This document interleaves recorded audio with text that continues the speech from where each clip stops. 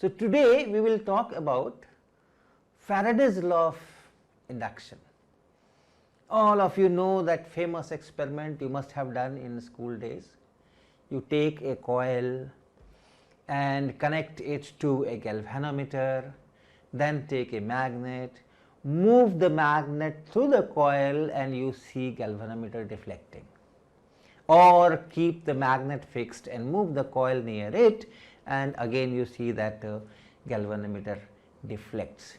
And this phenomena of generating electricity to deflect the galvanometer by movement of coil or magnet is responsible for all power generation in different power plants.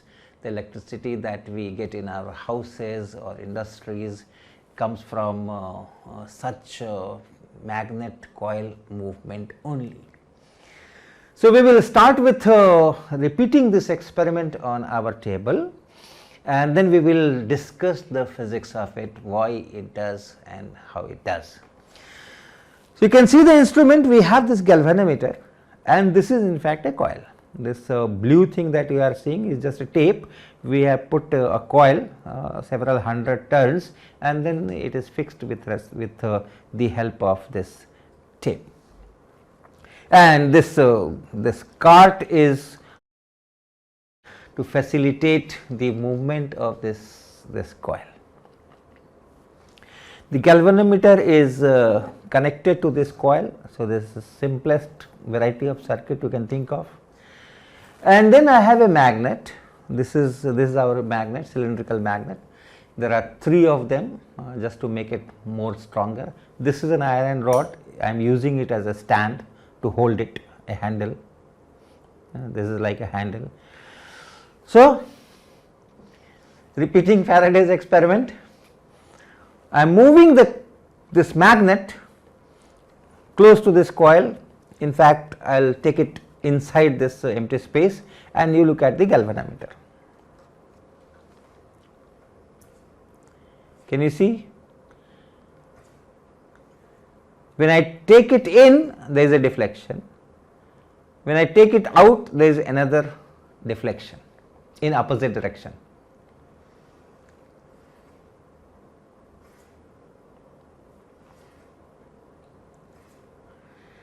And the other part, keep the magnet at its own place, fixed at rest, and move the coil. So, this is it.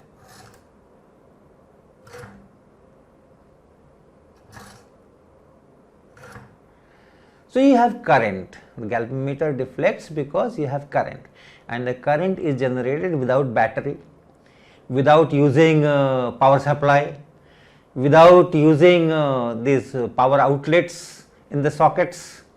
So, it is only movement either of the coil or of the magnet.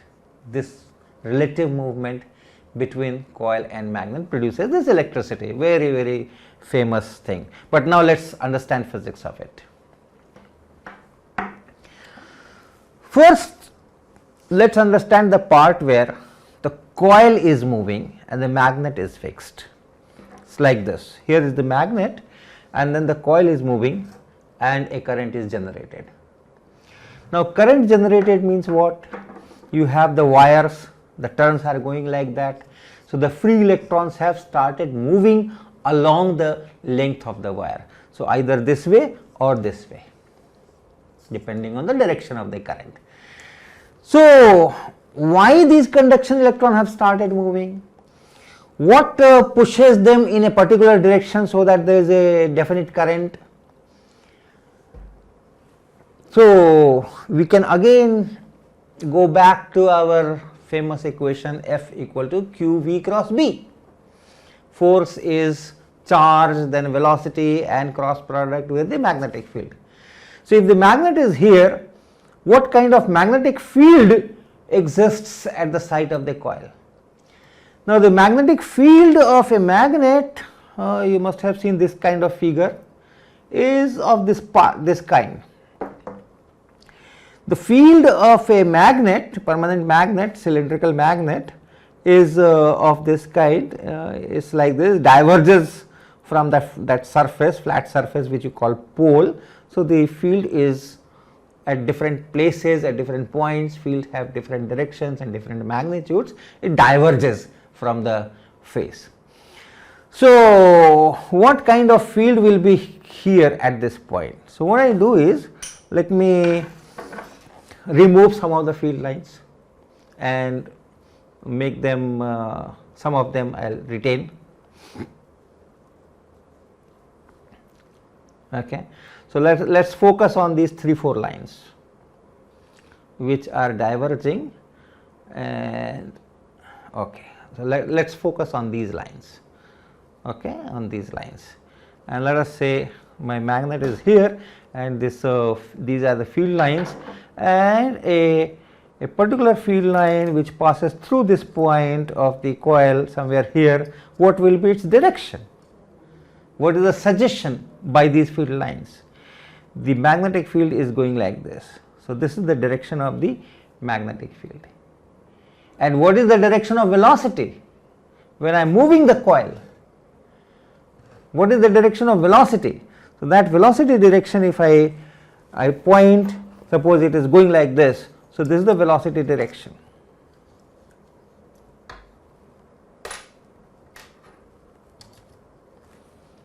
So, this white chalk, this gives me kind of direction of velocity, is going like this or going like this.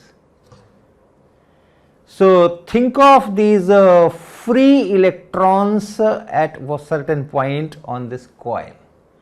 Consider any turn and you have free electrons there, and when I am moving the coil, that turn is also moving and the electron is also moving, and the velocity is along this white chalk, and the magnetic field which exists because of the magnet that I had put, that is in this direction. So, what is Q V cross B? So, V cross B. So, here is V horizontal and here is B, and if you do this V cross B, look at the direction of V cross B, it will be along the turn, this way or that way, it will be along the turn, and therefore, the electrons are driven along the turn, and that happens everywhere. I have taken a point at the top, you can take the point anywhere, here, here, here, here, there is cylindrical symmetry, the field lines just diverge like that. So, you have cylindrical symmetry, so you can take the point here, you can take the point here, you can take the point here, everywhere Q V cross B will be in the same sense. So, it will drive a current and the galvanometer will deflect. So, that is the mechanism. So, here is another experiment, beautiful experiment. In this experiment, I have 2 solenoids, one is here, another is here, and they are connected through these wires. Then we have a magnet here, and this magnet is hanging from this spring. I have another magnet in my hand, and that is the setup. Now, let me try to bring this one at rest.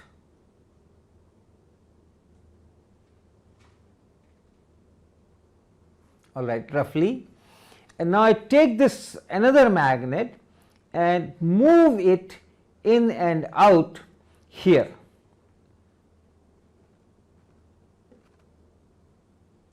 And you look at this spring here and see how it starts oscillating when I move this magnet.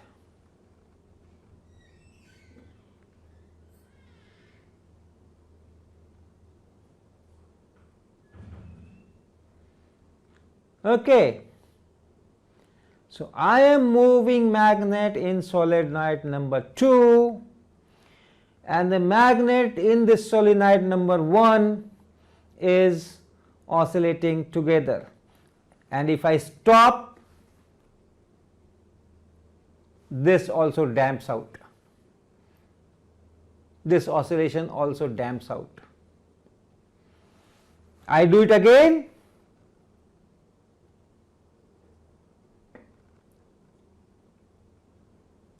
Yes.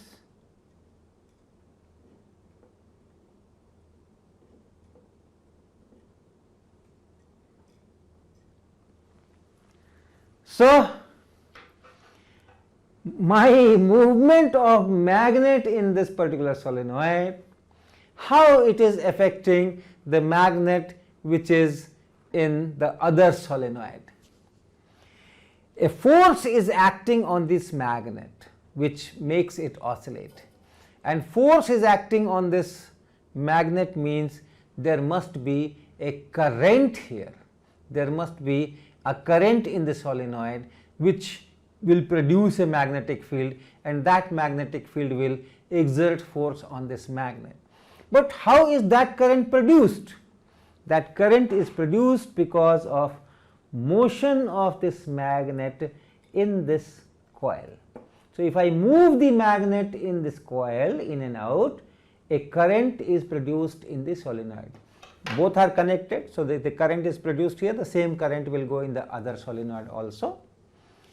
The question is, if I move the magnet here, why should there be a current here? Now my circuit is not moving.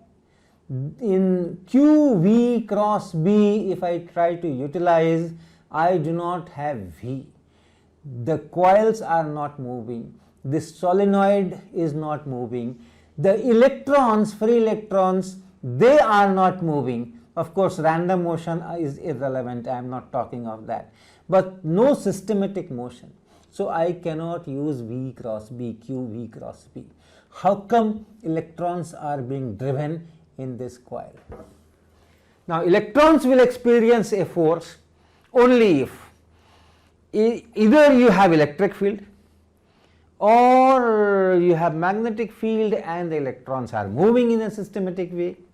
Since the second option is out, I am somehow producing electric field, and that is the new physics. When I am moving the magnetic field anywhere at any point, the magnetic field is changing as a function of time. If I am just keeping this magnet here, I have magnetic field different at different points but constant in time. But when I am moving the magnetic field at any point changes as a function of time, and this changing magnetic field, that creates electric field, and that electric field drives current in this coil. So, that is the new physics, that changing magnetic field produces electric field, and that electric field drives the current. So, there is an EMF induced. So, you can induce EMF in a circuit either by moving the circuit in a magnetic field or by making this magnetic field change as a function of time. So, let me summarize what you have learnt so far. We started with a circuit, some kind of circuit, could be a solenoid or could be a coil, but finally it is a closed circuit, and you have some kind of a magnetic field.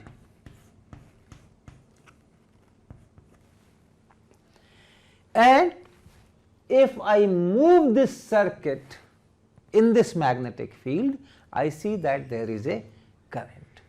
So, if the circuit moves,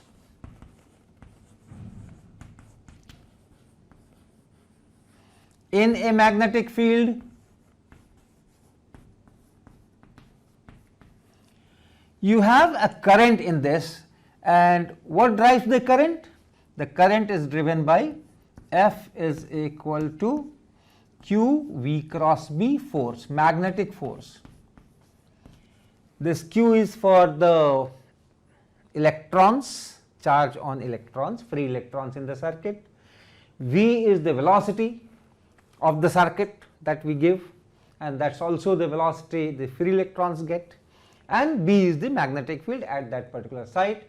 And then over this entire circuit you see how much is this force, and that drives the whole current in the circuit, and we say that an EMF is generated. In battery also you have some chemical reactions. So, they drive the charges and we say that an EMF is generated. Similarly, here the magnetic force drives the current and we say that an EMF is generated, and that EMF is that drives the current. So, an EMF is generated, electromotive force is generated.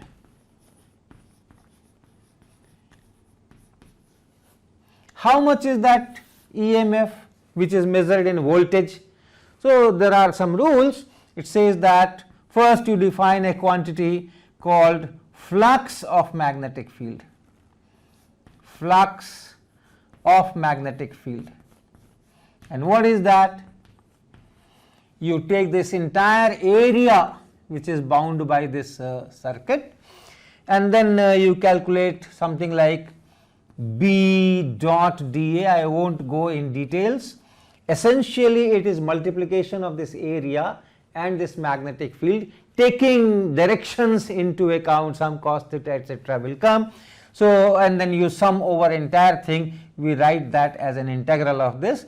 This is flux. So, B into area, and then the EMF which is generated will be given by the total flux change, rate of change of this total flux with a minus sign. I won't go into all these details.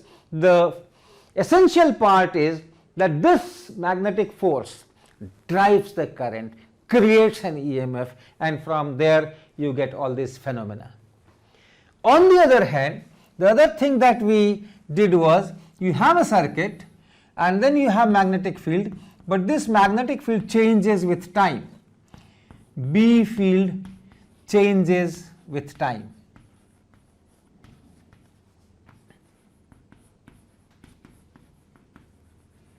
The circuit is not moving, but the B field is changing with time. If that happens, an electric field is created, and the electric field which is created at these sites, that electric field drives the current. So, when B field changes with time, then E field is created.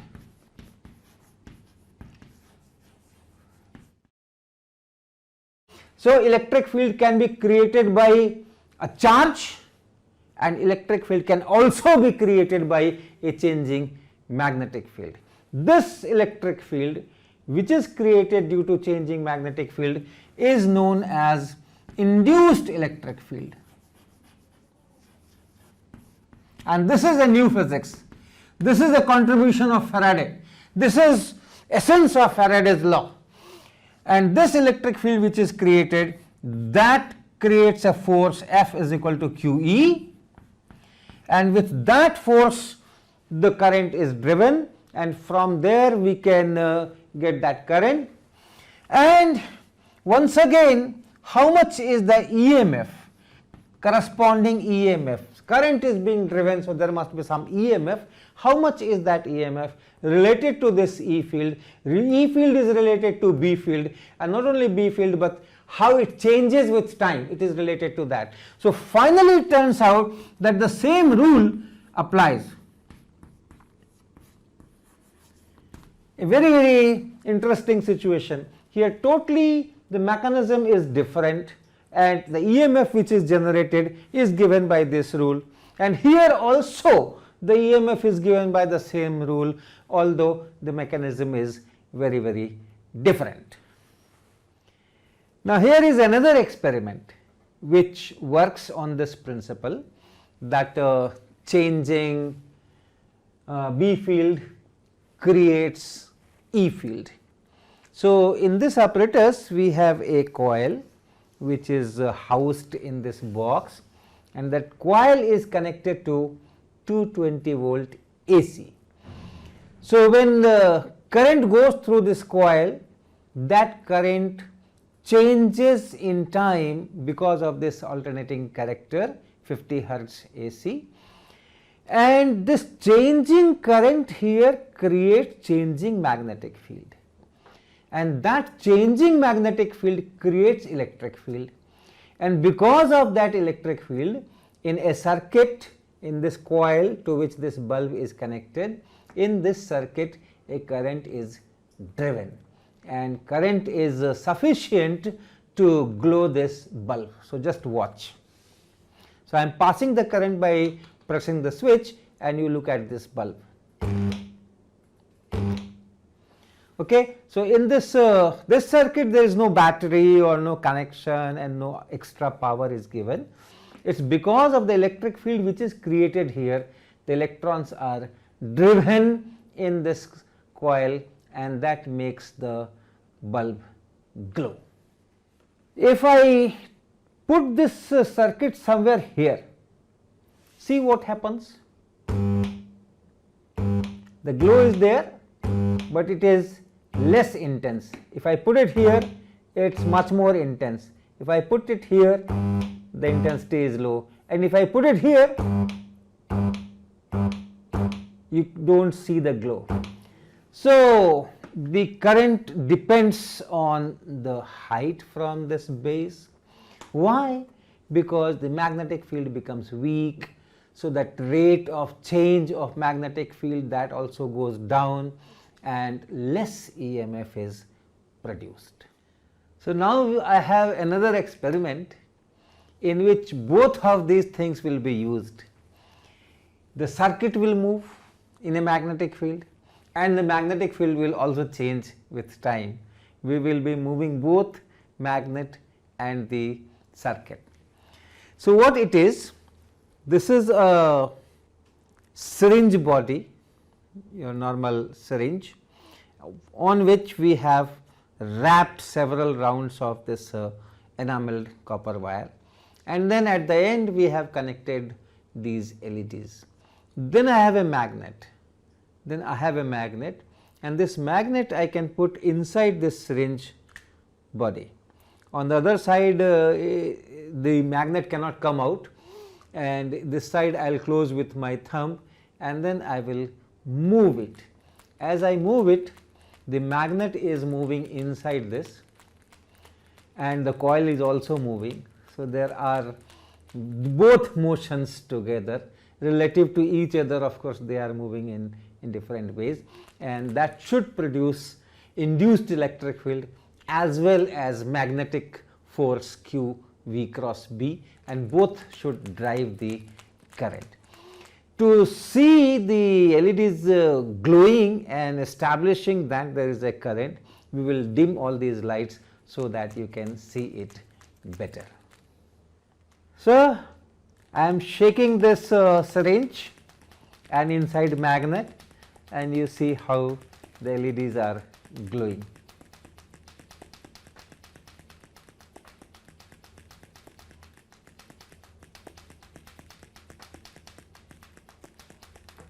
We normally call this apparatus Damru, because that is how a Damru is played.